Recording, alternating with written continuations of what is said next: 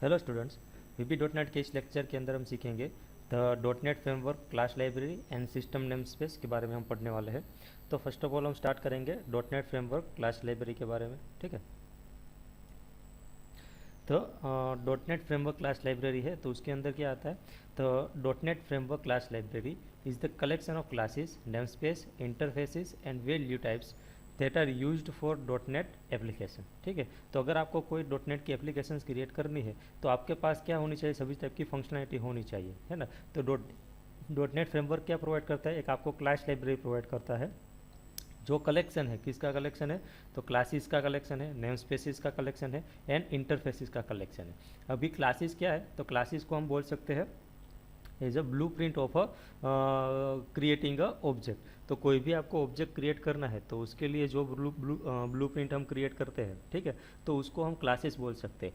तो एक कोई भी क्लासेस से हम मल्टीपल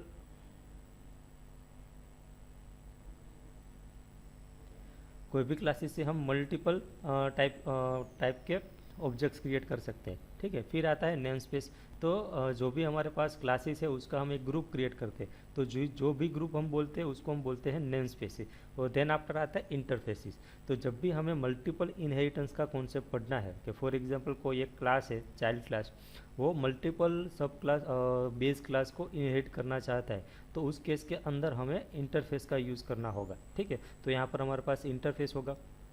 तो इंटरफेस से हम क्या कर सकते हैं, तो हमें मेथड को सिंपली वहाँ पे डिफाइन करना है, और जो भी मेथड को हमने वहाँ पे डिफाइन किया है वो सभी मेथड को हम अपने क्लास के अंदर इम्प्लीमेंट कर सकते हैं। ठीक है, तो ये सभी क्लास टाइप की फंक्शनलिटी है वो हमें .NET framework class library provide करता है हमारे एप्लीकेशंस को क्रिएट करने के लिए।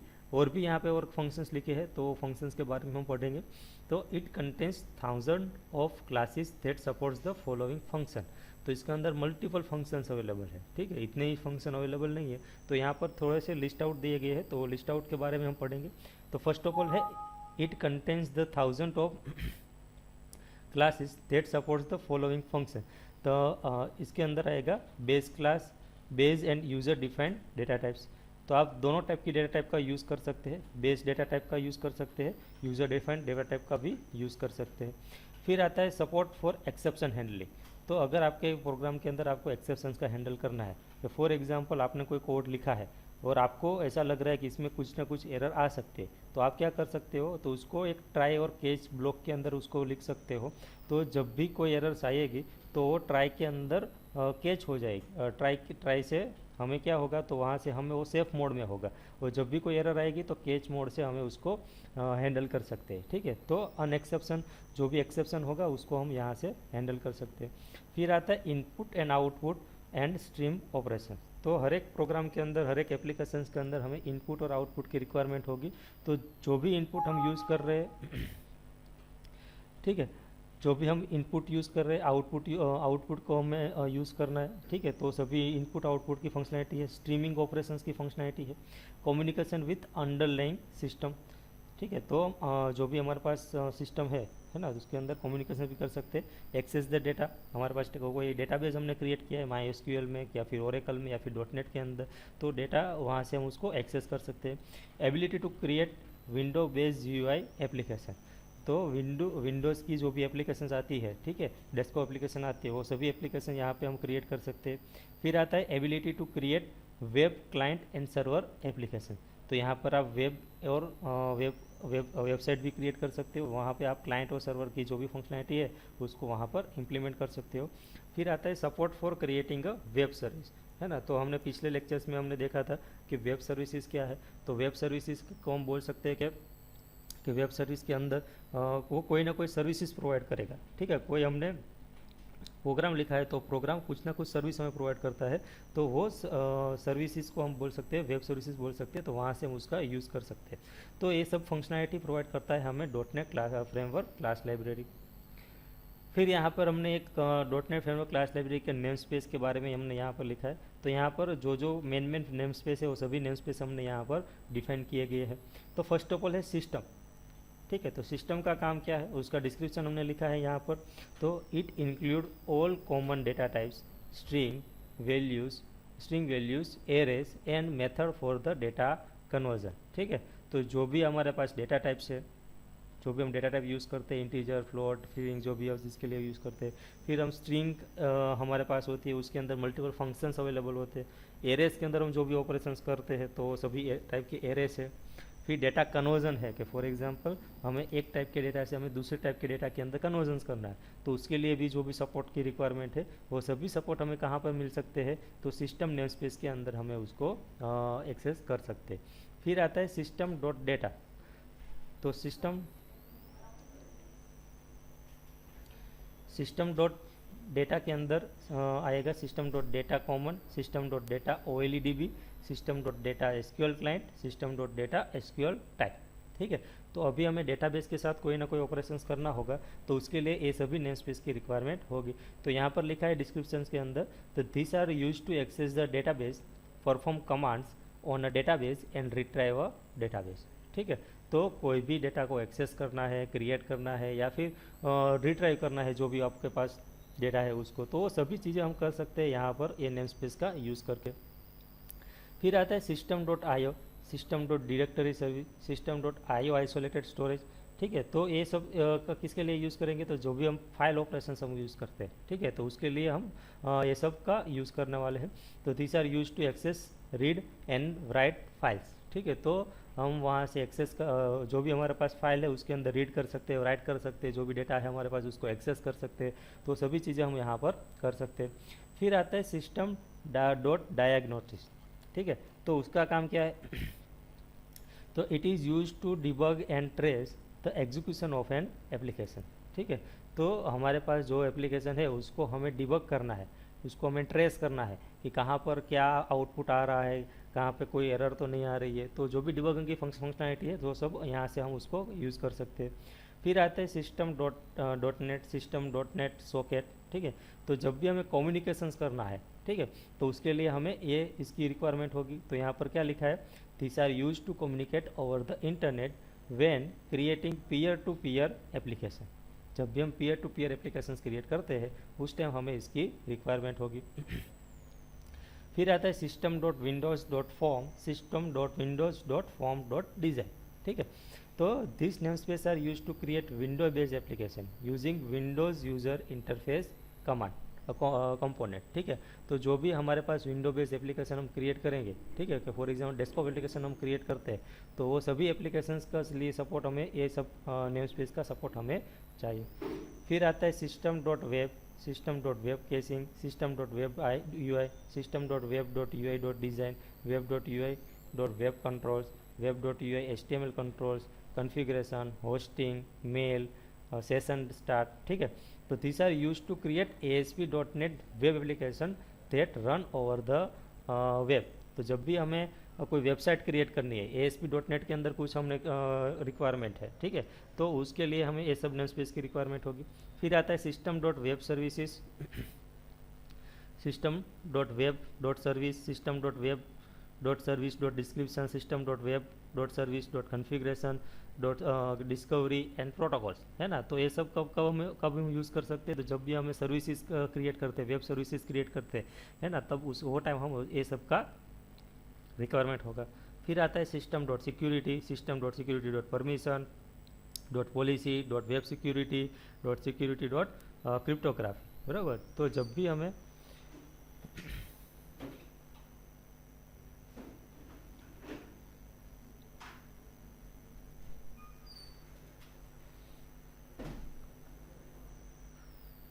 भी हमें कोई भी टाइप की सिक्योरिटी की रिक्वायरमेंट होगी कि फॉर एग्जाम्पल इंक्रिप्शन डिक्रिप्शन करना है, कुछ ऑथेंटिकेशन करना है, तो वो टाइम हम ये सब पैकेजेस का नेम स्पेस का हम यूज़ करने वाले हैं। फिर आता है सिस्टम डॉट XML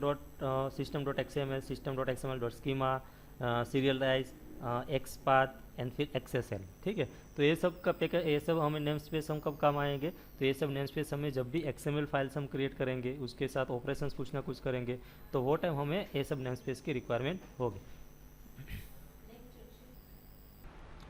अभी हम देखेंगे dot net framework base class library का जो भी डायग्राम है वो अभी हम पढ़ने वाले हैं।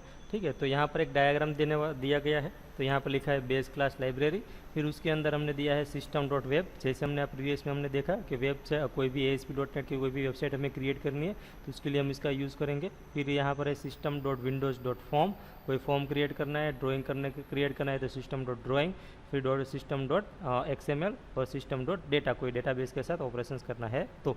और फिर यहाँ पे एक जनरल एक सिस्टम का एक बॉक्स दिया गया है और उसके अंदर मल्टीपल हमारे पास लाइब्रेरीज है, वो सभी का यहाँ पर लिस्ट आउट दिया गया है। तो वन बाय वन करके हम देखेंगे। तो फर्स्ट ऑफ ऑल है यहाँ पर कलेक्शन, फिर है IO, फिर security, run time, configuration, net, service provider, service processes, inter operator services, diagnostics, reflections, text, remoting, globalisation, resources, threading,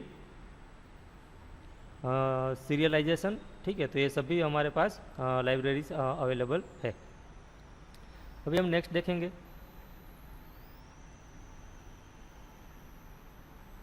system name space के बारे में हम देखेंगे। क्या देखेंगे? सिस्टम नेम स्पेस के बारे में हम देखेंगे। तो what is the system name space? तो contains fundamental classes and base classes that define commonly used value and references, data types, event and event handlers, interface, attributes and processing exceptions. ठीक है। तो सिस्टम नेम स्पेस के अंदर ये सभी functionality हमारे पास available है, जैसे हमने अगर प्रीवियस में हमने देखा था उसी तरह से। ठीक है। तो सभी टाइप के डेटा टाइप्स अवेलेबल है, इवेंट्स अवेलेबल है, इवेंट हैंडलर्स है हमारे पास, इंटरफेसेस है, एट्रीब्यूट्स है, प्रोसेसिंग एक्सेप्शंस है। ठीक है। तो ये सभी चीज़ें को हम यहाँ पर यूज़ कर सकते हैं। फिर यहाँ पे तो सिस्टम नेम स्पेस की थोड़े बहुत यहाँ पर क्लासेस दिए गए, इतनी क्लासेस नहीं, इसके अंदर मल्टीपल क्लासेस है, पर यहाँ पे एज ए रेफरेंस के लिए हम इतने क्लासेस हम पढ़ने वाले हैं। तो यहाँ पर हमने फर्स्ट ऑफ ऑल दिया है एक्सेस वायोलेशन एक्सेप्शन। ठीक है। तो किसके लिए यूज़ होगा? तो exception, the exception that is not thrown when there is an attempt to read और राइट प्रोटेक्टेड मेमोरी। तो जब भी हम कोई रीड और राइट करते हैं प्रोटेक्टेड मेमोरी के अंदर और कोई एक्सेप्शन जब थ्रो होता है तो वो टाइम उसको हैंडल करने के लिए इसका हम यूज़ करने वाले हैं। फिर आता है एक्टिवेटर। ठीक है। तो एक्टिवेटर में क्या आएगा? तो content method to create types of object locally और रिमोटली और obtain references to existing remote object. This class can not be inherited. ठीक है। फिर आता है एग्रीगेट एक्सेप्शन। तो ये भी एक्सेप्शन हैंडल कर लिए, पर किस टाइप की एक्सेप्शन? तो represent one or more error that occur during application execution. फिर आता है ऐप कंटेक्स्ट। तो provides member of setting and retrieving data about application context. फिर आता है app domains, represent an application domain which is isolated environment where application execute. This class cannot be inherited. फिर आता है app domain setup. तो represent assembly binding information that can be added to an instance of app domain. फिर आता है app domain unloaded exception. तो exception that is thrown when the attempt is made to access an unloaded application domain. फिर आता है application exception that serves as the base class for application defined exceptor. फिर आता है application ID, content information used to uniquely identify manifest based application. This class cannot be inherited. इसको हम inherit कर सकते हैं नहीं है। फिर लास्ट में आता है एप्लीकेशन आइडेंटिटी। तो that provides the ability to uniquely identify a manifest activated application. This class can not be inherit. इसको हम इनहेरिट कर सकते नहीं है। तो यहाँ पर हमने सम ऑफ द नेम स्पेस हमने देखे, सिस्टम के नेम स्पेस हमने यहाँ पर देखे कि कौन सा क्लास किसके लिए यूजफुल होगा, वो हमने यहाँ पर पढ़ा। ठीक है। अभी नेक्स्ट हम देखेंगे डेटा टाइप कन्वर्जन देखेंगे। ठीक है। तो डेटा टाइप कन्वर्जन में क्या आएगा तो उसके बारे में हमें पढ़ना है। तो यहाँ पर लिखा है कि .NET provide two way to convert और one data type to another in VB.NET। तो हम एक डेटा टाइप से दूसरे डेटा टाइप में कन्वर्जन्स करना है तो उसके लिए हमारे पास दो टाइप की मेथड अवेलेबल है। एक तो हम to string and parse method से हम कर सकते हैं, या फिर हम कन्वर्ट क्लासेस से हम कर सकते हैं। तो to string and parse method से हमें करना है तो किस तरह से होगा? तो true string method let you convert any value to a string. ठीक है। तो कोई भी वैल्यू को हम स्ट्रिंग में कन्वर्ट कर सकते हैं टू स्ट्रिंग मेथड का यूज़ करके। The parse method is said method that perform the reverse operation of the to string method. तो जो भी हमने टू स्ट्रिंग से किया है उसका हमें रिवर्स करना है तो हम उसके लिए पार्स का यूज़ करेंगे। It convert other string value to another data types. ठीक है। फिर यहाँ पे एक एग्जांपल हमने दिया गया है, तो एग्जांपल में क्या लिखा है, तो फर्स्ट ऑफ ऑल हमने एक नंबर करके वेरिएबल क्रिएट किया है, वो इंटीजर टाइप का वेरिएबल है। फिर हमने वेट करके एक वेरिएबल क्रिएट किया है, वो डेसिमल टाइप का वेरिएबल है। फिर हमने एक कंसोल डॉट राइट के अंदर लिखा है एंटर एनी नंबर। फिर यूज़र क्या करेगा, कोई एक नंबर एंटर करेगा, तो नंबर के अंदर हम स्टोर कर रहे हैं कि integer dot parse console dot read line.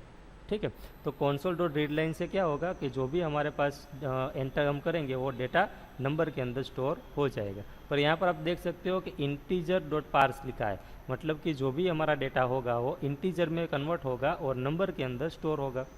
उसी तरह से हमने वेट हमारे यूज़र के पास से लाना है, तो यहाँ पर हमने लिखा एंटर योर वेट। फिर यहाँ पर लिखा weight is equal to decimal dot parse console dot read line.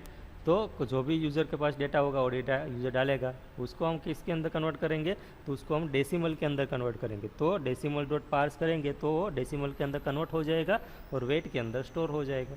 फिर आता है कंसोल डॉट राइट लाइन के अंदर you have enter number and you have your weight is weight. ठीक है, तो जो भी हमने एंटर किया था उसको सिंपली हमने प्रिंट आउट किया है। तो इस तरह से हम पार्स मेथड का यूज़ करके कन्वर्जन कर सकते हैं। सम ऑफ द कॉमन मेथड्स है ना डेटा कन्वर्जन करने की, जो भी कॉमन मेथड है, कौन सी मेथड है, तो ये दो मेथड है, मेनली ये दो मेथड है। एक तो टू स्ट्रिंग मेथड है, a method that convert the value to its equivalent string represent using the specified format. If the format is omitted the value isn't formatted. ठीक है, तो इसके लिए हम इसका यूज़ करते हैं कुछ फॉर्मेटिंग करने के लिए। फिर पार्स हमने अभी हमने देखा, a shared method that converts the specified string to an equivalent data type। equivalent data type के अंदर कन्वर्ट करने के लिए हम इसका यूज़ करेंगे। फिर डेटा टाइप कन्वर्जन्स के अंदर फिर हम पढ़ने वाले हैं यहाँ पर कि when you use convert class you should realize that the result of the conversion would vary depending on the type of conversion that you perform. ठीक है, तो कन्वर्ट क्लास का काम क्या है, तो जिस तरह का आप उसको कन्वर्जन करना है उसी तरह से ये परफॉर्म करने वाला है। For example if you try a decimal to an integer, decimal से हमें किस में कन्वर्ट करना है, इंटीजर के अंदर कन्वर्ट करना है, the conversion will round the decimal digit. तो कन्वर्जन में क्या होगा, जो भी हमारा डेसिमल डिजिट है वो राउंडेड हो जाएगी। तो using this class can do most of the common conversion. Some of the shared method of the convert class, हमने यहाँ पर सम ऑफ द क्लासेस की सभी मेथड्स हमने यहाँ पर डिफाइन आउट की गई है। ठीक है, तो यहाँ पर लिखा है टू बुलियन, है ना, तो टू बुलियन किसके लिए हम यूज़ करेंगे, तो नाम से ही पता चलेगा किसके लिए यूज़ होने वाली है। तो ओवरलोडेड मेथड है, it convert a value to a boolean value, तो बुलियन के अंदर कन्वर्ट करने के लिए इसका यूज़ करेंगे हम। फिर आता है टू बाइट। ठीक है, तो ये भी ओवरलोडेड है, उसको हमारे पास convert a value to a 8 bit unsigned integer. 8 bit unsigned integer के अंदर कन्वर्ट करने के लिए हम 2 बाइट का यूज़ करेंगे। फिर आता है 2 कैर, है ना, तो जो भी हमें कैरेक्टर के अंदर कन्वर्ट करना है तो उसके लिए हम 2 कैर का यूज़ करेंगे। फिर आता है 2 डेट टाइम, तो यहाँ से नाम से ही पता चलेगा कि convert a value to a date and time, date and time के अंदर कन्वर्ट करने के लिए इसका यूज़ होगा। फिर आएगा 2 डेसिमल, है ना, तो convert a value to a decimal, decimal के अंदर कन्वर्ट करने के लिए। फिर आता है 2 डबल, तो return the specified parameter as an 8 byte double precision floating point number. फिर आता है 2 इंटीजर 16, है ना, तो convert a value to a 16 bit sign integer. 32 में कन्वर्ट करने के लिए 2 इंटीजर 32, तो वो क्या करेगा, convert a value to a 32 bit sign integer. फिर आता है 2 इंटीजर 64, तो सेम 64 के अंदर कन्वर्ट करने के लिए। फिर आता है 2 एस बाइट, है ना, तो convert a value to an 8 bit sign integer, 8 bit sign integer के अंदर कन्वर्ट करने के लिए। फिर आता है 2 सिंगल, तो convert a value to a single precision floating point number. ठीक है, single precision floating point number के अंदर कन्वर्ट करने के लिए 2 स्ट्रिंग का यूज़ करेंगे। फिर आता है 2 स्ट्रिंग, तो हम करने वाले कि convert a value to a string. फिर आता है 2 यू इंटीजर 16, है ना, तो convert a value to a 16 bit अनसाइन integer. And फिर convert a value to a 32 bit अनसाइन integer के लिए 2 यू इंटीजर 32। एंड देन आता है 2 यू इंटीजर 64, तो convert a value to a 64 bit अनसाइन integer, है ना, तो 64 बिट के अंदर कन्वर्ट करने के लिए 2 यू इंटीजर 64 का हम यूज़ करेंगे। यहाँ पे सम ऑफ द इम्पोर्टेंट पॉइंट दिए गए हैं डेटा कन्वर्जन्स के लिए, तो उसके बारे में हम यहाँ पे पढ़ लेंगे। तो फर्स्ट ऑफ ऑल क्या लिखा है, तो the to string and parse method are included in all of the data structure, सभी डेटा स्ट्रक्चर के अंदर ये अवेलेबल है। In some situation where a string is expected the compiler will automatically call the to string method. तो कोई ऐसी situation है हमारे पास, उसके अंदर हमें स्ट्रिंग को एग्जीक्यूट करना है ना, तो कंपाइलर क्या करेगा, कंपाइलर ऑटोमेटिकली कॉल कर देगा, टू स्ट्रिंग मेथड को कॉल कर देगा। The convert class content said method for converting all of the built in type. ठीक है, सभी बिल्ट इन टाइप के अंदर कन्वर्ट करने के लिए हमारे पास एक कन्वर्ट क्लास अवेलेबल है। ठीक है, ओके। तो यहाँ पर हमने ये सब पढ़ा। तो अभी आपको इस लेक्चर के आपको असाइनमेंट के रूप में 2 क्वेश्चंस के आंसर सबमिट करने हैं। फर्स्ट ऑफ ऑल आपको सबमिट करना है enlist dot net framework class library का डॉट नेट फ्रेमवर्क की क्लास लाइब्रेरी के अंदर जो भी लाइब्रेरीज आती है उसका लिस्ट आउट देना है आपको। और फिर आपको how data conversion is possible in VB.NET के अंदर किस तरह से डेटा कन्वर्जन होगा, तो उसके बारे में हमने लास्ट में हमने पढ़ा, तो वो भी आपको एक्सप्लेन करना है यहाँ पर एज अ असाइनमेंट के रूप में। ठीक है, okay, thank you all of you.